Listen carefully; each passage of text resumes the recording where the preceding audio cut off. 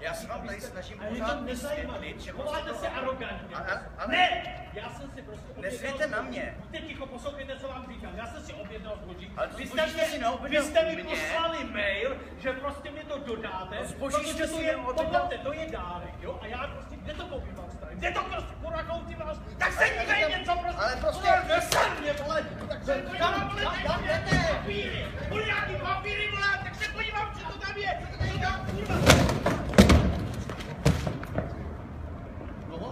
Co? Musíte za tohle si zaplatit. Vy jste do mě strčil. Jsem do vás nestrčil, Vy jste do mě strčil, kurva. Co? Co? Co to si? Kurva, tak si to dám, tak si to kurva!